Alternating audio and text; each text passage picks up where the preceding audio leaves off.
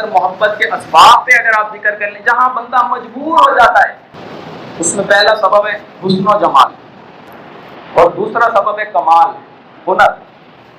آپ دیکھیں اپنے معاشرے کے اندر شکل و صورت اچھی نبی ہو، کمال کی وجہ سے، ہنر کی وجہ سے لوگ محبت کرنے پہ مجبور ہو جاتے ہیں۔ کتنے کھلاڑی ایسے ہیں، ہنر ہے ان کے پاس، کھلاڑی ہیں، لوگ ان کے فین ہیں، محبت ان سے کرنے پہ مجبور ہیں۔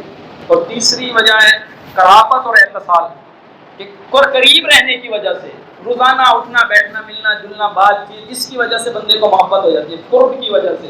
چوتھی وجہ ہے احسان، بندے کی اچھی شکل و صورت نبی ہو، کوئی اس میں ہنر اور کوئی کمال اس میں نبی ہو، اور کوئی اس سے قرابت نبی ہو، لیکن کسی ایسے مسئلے کے اوپر اس نے ایسا کام آیا، احسان کر دیا۔ خلاصہ اس لیے ذکر کرنا چاہتا ہوں کہ یہ چاروں اسباب جس پہ بندہ مجبور ہوتا ہے، نرم گوشہ رکھتا ہے، محبت ان سے کرتا ہے، چار اسباب یہ اللہ تعالیٰ نے رسول اللہ صلی اللہ علیہ وسلم کے اندر بھرپور رکھے ہیں۔ احسان اتنا زیادہ ہے، اور قرابت امت کے ساتھ ہے، اور کمال ہے، اور پھر حسن و جمال ہے۔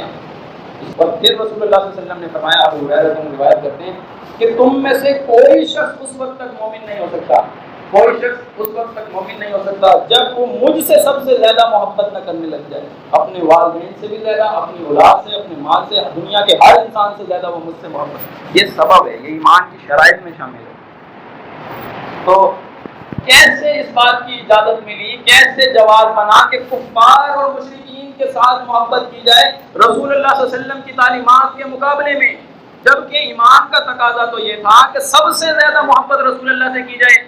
ارے تم ان کے ساتھ محبت کرتے ہو، نرم گوشہ رکھتے ہو، کوئی سبب تو بیان کرو نا، اور پھر تم اس سبب کے اندر کھڑے ہو جاؤ، سچے ہو جاؤ۔ ایسا نہیں ہوا، اسباب محبت میں بھی تم اپنے دعوے میں جھوٹے ہو۔ کل دعوت دیں گے کسی کو، کیا بتائیں گے؟ ہاں جی چلے جانا چاہیے۔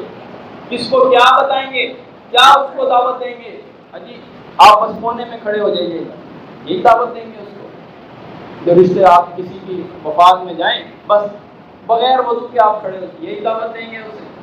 کسی کے ہاں کوئی غیر شرعی محفل ہو، ویڈیو وہاں بن رہی ہو، کوئی اٹھن مہندی کا ماحول ہو، بس ایک کونے میں آپ بیٹھ جائیے گا، آ جائیں ہماری دعوت بڑی سچی ہے، یہی دعوت دیں گے اس کو؟ کیا دعوت دیں گے؟ یہی تو اللہ تعالیٰ نے فرمایا اعلان کرو، واضح اعلان، صاف اعلان، عام اعلان کہ اللہ بری ہے، اللہ بیزار ہے مشرکوں کے ساتھ، ورسولہ، اور اس کا رسول بھی بیزار ہے۔